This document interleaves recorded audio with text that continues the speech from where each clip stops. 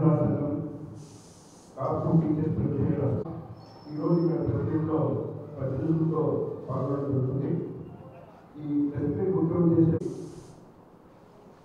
ఆ తొందర కులాన్ని ఇంకా మా పెద్దలు అజ్జా రామకృష్ణ గారు,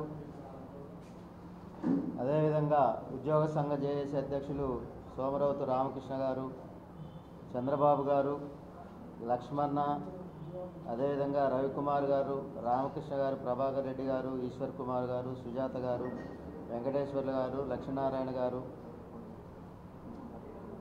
డాక్టర్ కుళాయప్ప గారు, అమర్ గారు, సోమశేఖర్ గారు, అదేవిధంగా విజయభాస్కర్ గారు, మా సోదరులు పెద్దలు ఈ కార్యక్రమంలో హాజరవటం జరిగింది.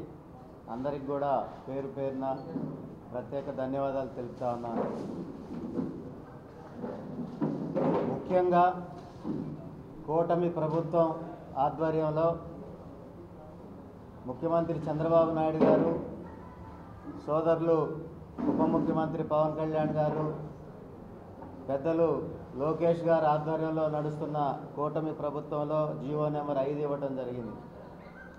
గిరి బలిజ పేరు మీద మా కుటుంబంలోకి ఇంకొక సమూహాన్ని తీసుకొచ్చి కలపటం జరిగింది. ప్రత్యేకంగా కూటమి ప్రభుత్వానికి బలిజ కాపు వర్గాలంటే ప్రత్యేకమైన కక్ష సాధింపు చర్య ఎందుకో రాష్ట్ర ప్రభుత్వం స్పష్టం చేయాల్సిన అవసరం ఉంది. ఏదైనా ఒక వర్గానికి ఒక కులానికి గౌరవం ఇవ్వటాన్ని బలిజ వర్గాలుగా కాపు వర్గాలుగా మేము ఆహ్వానిస్తూ ఉంటాం. కానీ దొమ్మర కులస్తులు వారిని తీసుకొచ్చి బలిజ వర్గాల్లో కలపడానికి గల కారణం ఏంటో చెప్పాలి. ఇప్పటికీ 5 వర్గాలను తీసుకొచ్చి బలిజ వర్గాల్లో గతంలో కలపటం జరిగింది. ఏ కులానికైనా గౌరవించాలి, ఎవరినైనా సమాజంలో గౌరవించాలి.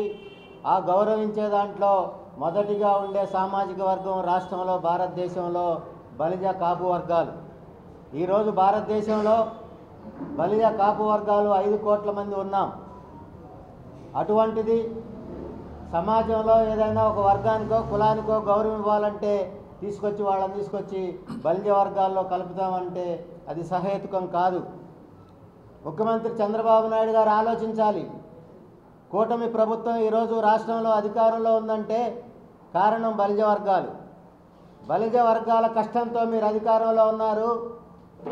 ఆ రోజు సోదరులు పవన్ కళ్యాణ్ గారు పిలుపునిచ్చారు, మాకు ఆదేశాలు ఇచ్చారు. బలిజ కాపు వర్గాలు పెద్దన్న పాత్ర పోషించాలి, ఎస్సీ ఎస్టీ బీసీ మైనార్టీ వర్గాలను కలుపుకుని రాష్ట్రంలో అధికార మార్పిడి చేయాలని చెప్పి పిలుపునిచ్చారు, ఆదేశించారు. బలిజ వర్గాలు పాటించాయి, రాష్ట్రంలో అధికార మార్పిడి చేశాయి, కూటమి ప్రభుత్వాన్ని అధికారంలోకి తెచ్చాయి.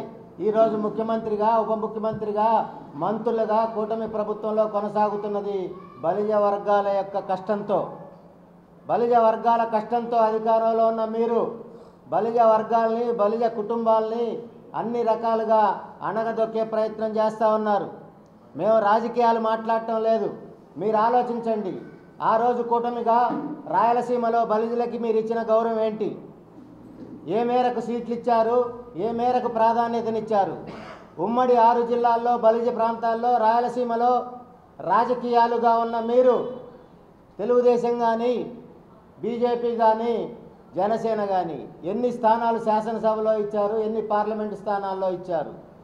రాజకీయంగా మీరు ఎన్నికల్లో మాకు అవకాశాలు ఇచ్చినా ఇవ్వకపోయినా బలిజలుగా ఉన్న రాయలసీమలో మేము కూటమి ప్రభుత్వాన్ని అధికారంలో తెచ్చాం. మిమ్మల్ని అధికారంలో తెచ్చింది మమ్మల్ని అనగదొక్కడానికి కాదు.